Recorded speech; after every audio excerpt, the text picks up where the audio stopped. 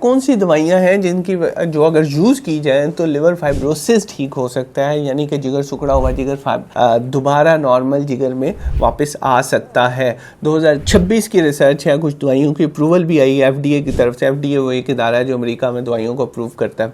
मेरा नाम डॉक्टर उस्मान नईम है, मैं गैस्ट्रोएंटरोलॉजिस्ट हूँ और आप तक जो भी मालूमात पहुँचाते हैं वो हकायक पर मबनी होती हैं। आज हमने बात करनी है वो वाली दवाइयों के बारे में जिनकी वजह से लिवर फाइब्रोसिस बेहतर हो सकता है, जिसकी वजह से लिवर फाइब्रोसिस रिवर्स हो सकता है, सिकुड़ा हुआ जिगर वापस आ सकता है। 2026 में इन दवाइयों के ऊपर रिसर्च तो काफ़ी देर से हो रही थी। अच्छा, एक चीज़ हमारा जो बेसिकली एज ए डॉक्टर हमारा पहले ज़हन ये था कि जो एक दफ़ा चीज़ सिकुड़ गई है वो वापस नहीं आ सकती, पुराना कॉन्सेप्ट ये था। उसके बाद रिसर्च होती कि उन्होंने देखा भाई ऐसे नहीं है, जो चीज़ सिकुड़ गई है वो वापस नहीं आ सकती। ऐसा नहीं होता, ये ऐसा होता है कि नॉर्मल जिगर सिकुड़ रहा है बीमारी की वजह से, लेकिन एक बॉडी का मैकेनिज्म भी ऐसा है जो सिकुड़ा हुआ जिगर है उसे रिपेयर करके वापस ला रहा है, और ये ऐसे एक निज़ाम चल रहा है। तो ये इक्विलिब्रियम जहाँ पे शिफ्ट होगा, यानी कि अगर इधर शिफ्ट हो गया तो ज़्यादा जिगर सिकुड़ा हुआ है, अगर इधर शिफ्ट हो गया तो ज़्यादा जिगर सही है।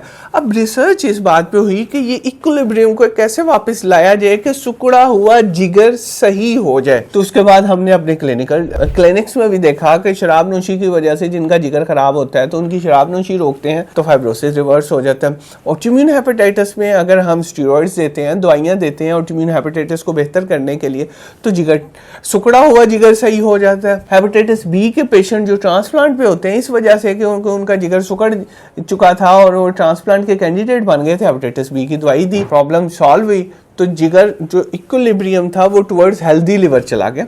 तो इसलिए ये तो पॉसिबल है कि सिकुड़ा हुआ जिगर वापस आ सकता है। अब क्या हुआ है, अब उन्होंने ऐसी दवाइयाँ बनानी शुरू कर दी जो F2 F3 फाइब्रोसिस था, यानी कि फाइब्रोसिस जो सिकुड़ने की एडवांस स्टेजेस थी, उसमें उन्होंने एक एसेंस ट्रायल किया। एसेंस ट्रायल में उन्होंने लोगों को एक सीमाग्लूटाइड की खास डोज दी जिनका फैटी लिवर की वजह से सिकुड़ा हुआ था। तो उस जिगर जो सिकुड़ा हुआ जिगर था उस दवाई की वजह से जब उन्होंने कुछ हफ्ते के लिए, डिटेल में आप कहेंगे तो मैं आपके साथ ट्रायल शेयर करूँगा, इस पर एक पूरी वीडियो बना लेंगे कि कितने टीके इस्तेमाल किए, कितने लोगों में किए, उसमें किन किन लोगों में किए, किन किन लोगों में नहीं किए, तो वो दोबारा शिफ्ट हो गया। तो सीमाग्लूटाइड भी एक नई एडिशन है।